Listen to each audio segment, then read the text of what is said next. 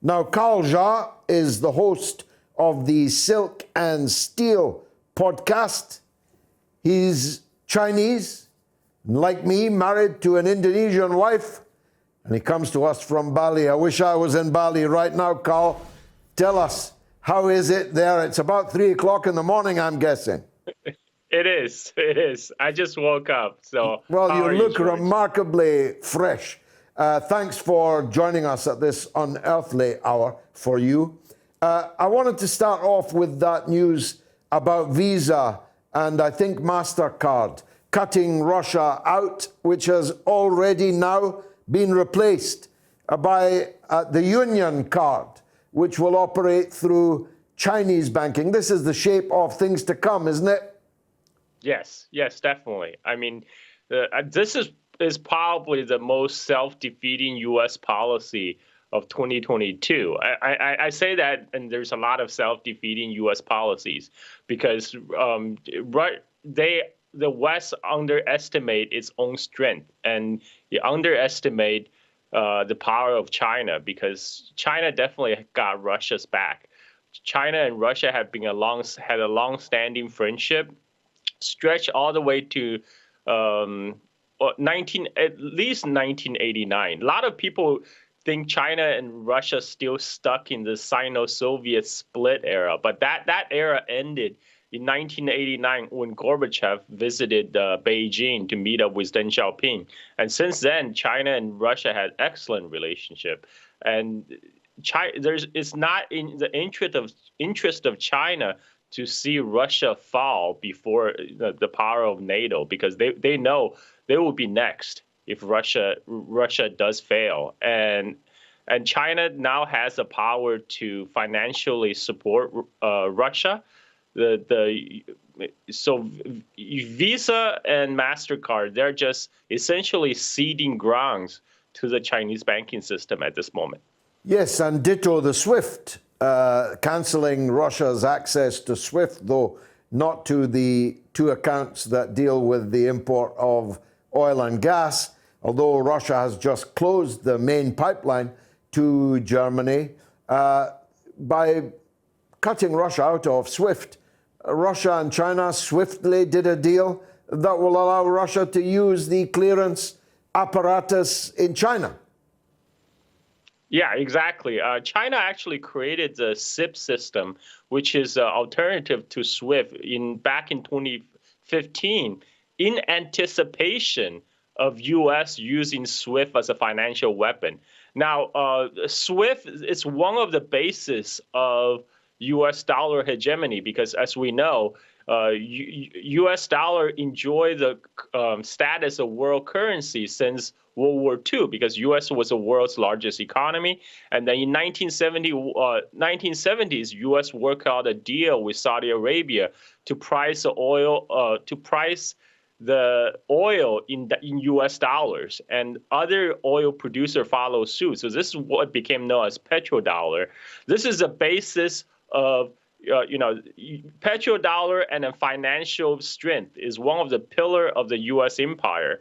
And it's quite amazing to me now U.S. is sabotaging one of its own pillars of its own hegemony because now Russia will be forced to move off the dollar and to settle its trade with China, one of its top trading partner in yuan. And this is just the beginning of an end for the dollar hegemony because as of earlier this year, Russia-China trade, only 17% was settled in yuan. But now they're going to move most of it in yuan. And this is just the beginning. I mean, Russia, U.S. did this to Iran a couple of years earlier, right? So we're going to see Russia, Iran, and pretty soon more people is going to switch off this SWIFT system because one of the reasons for the dollar hegemony is because it's not only U.S. was the world's largest economy, relatively stable, but because it's also relatively easy to use the system that's already in place. But now people will look at U.S. and see it as at any moment if their government became target of the U.S. government policy, that they could be taken off the SWIFT system. So U.S. dollar is no longer a safe haven currency, and more people are going to have their backup plans. And this is really, like I said, this is really the stupidest U.S. policy in the 2022 yet. Yeah, although there's a long way to go in 2022, so we'll wait on that that prediction coming true. But you said NATO has China in its sights next, and that is abundantly clear. I've spent most of the last few months broadcasting in the United States about the hostile moves against China. The sailing of gunboats, the breaches of the One China policy by the United States, top officials going there. Pompeo was recently paid $150,000 to go and give a speech there, inching towards recognition of and independence of Taiwan that most Taiwanese Chinese people don't even want. And just today, the mighty military power of Australia, backed, of course, by its AUKUS partners, America and the UK, refused to rule out arming Taiwan. Now, actually arming Taiwan would be an imminent warning to the Chinese that whilst they have no wish to reunify their country by force, they better reunify it by force before NATO and AUKUS make reunification impossible. They're going to try and turn Taiwan into the new Ukraine. That is what U.S. would like to do, but unfortunately, the current way to do about it, I doubt they will succeed. First of all, U.S. is trying to goad the People's Liberation Army into carrying out a major military operation against Taiwan. So U.S. will have an excuse to start a huge war in Pacific. This is basically the doctrine of U.S. Navy. As a matter of fact, while the Ukraine war is going on, U.S. Navy just put a statement that U.S. can fight two-front war because it's budget season, and they showed that in Afghanistan, Carl.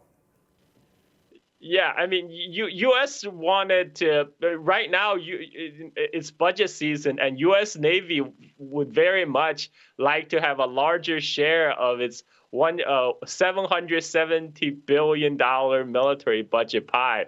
They don't want all of that going to Europe. They want to stress their own importance. Therefore, they bring up Taiwan.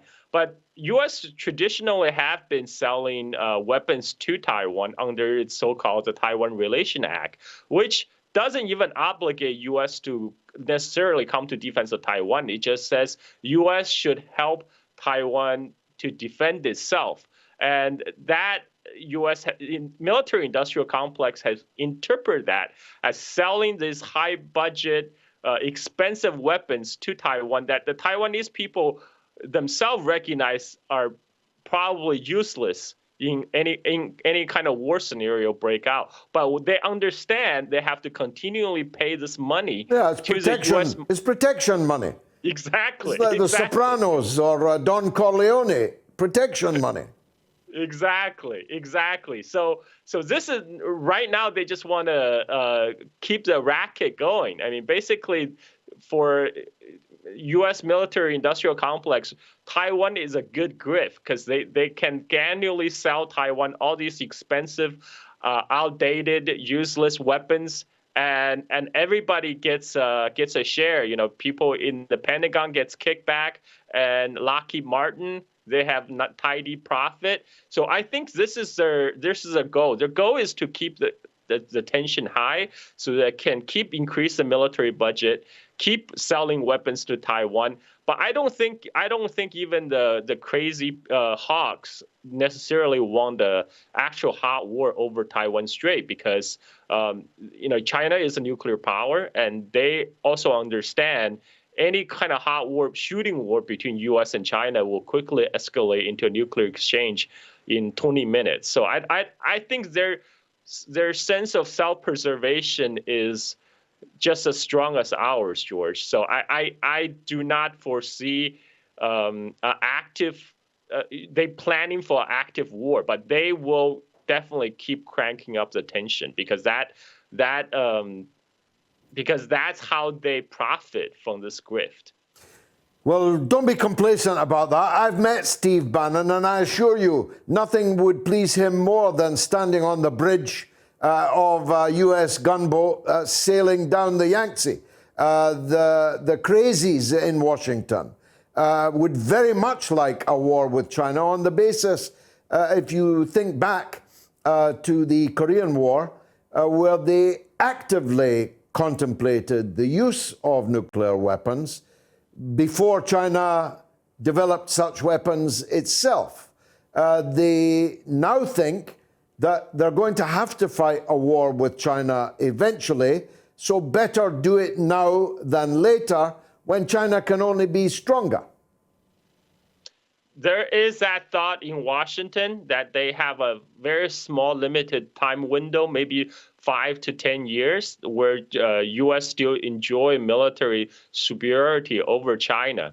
But yet, U.S. also know they don't no longer have regional dominance around the Taiwan Strait. U.S. used to sell its aircraft carrier group through the Taiwan Strait. Now they only sell one ship at a time because China's land-based missile could saturate the Taiwan Strait at any time.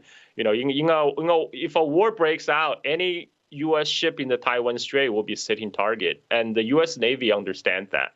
And on top of that, China is in no hurry to militarily resolve Taiwan issue because really the most dangerous time in Taiwan Strait was back in 1958.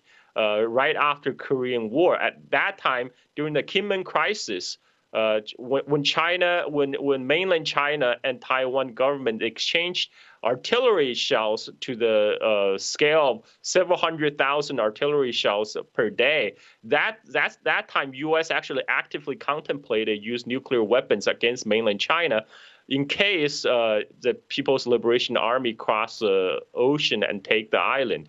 But that was back when U.S. actually actively stationed nuclear-tipped missiles on Taiwan, pointed at mainland. But since for the last 30 years, though, not only shelling has stopped, but there's increased economic integration between mainland China and Taiwan. Now there's over 1 million Taiwanese people working, studying, and live on mainland China. The economic 40% of the Taiwan's export go to mainland China. That integration will only deepen as time comes. So China, from China's perspective, China is not a hurry to force the issue by military. But you are right. There are elements in Pentagon that probably want to stir up the tensions and stir up the trouble.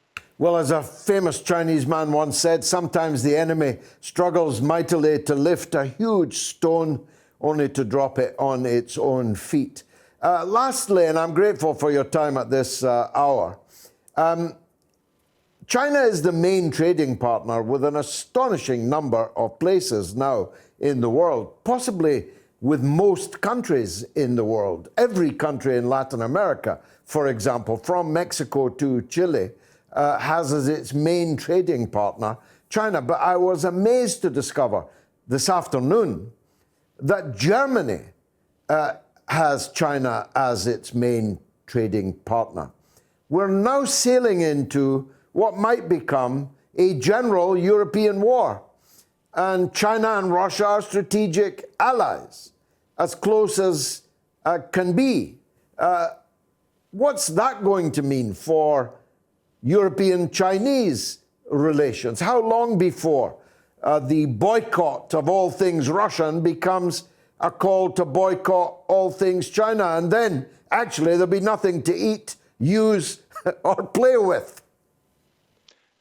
Exactly. I mean, in fact, Germany's foreign minister before the war broke out in Ukraine, warned China that Germany will use its economic power if China comes out on the side of Russia.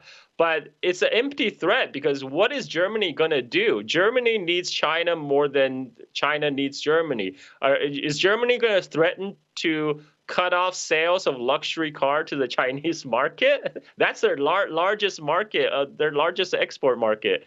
And, you will definitely, I mean, this is, again, EU has already been forced to take side with the United States against Russia when it comes to the European gas deal. But if they're going to do that to their largest trading partner, China, they're really lifting the stone and and hitting their own feet. I mean, I don't see they will go to that extreme because even Germany's denial of certification of Nord Stream 2 to Russia, it's just a temporary thing because that could easily reversible. It's not like they're uninstalling the pipelines, right? So their calculus is probably once the crisis is over, they can review the process and recertify the pipeline again. So I don't see them simultaneously take on China and Russia at the same time. That's just suicidal. Carl Joth, thank you for joining us.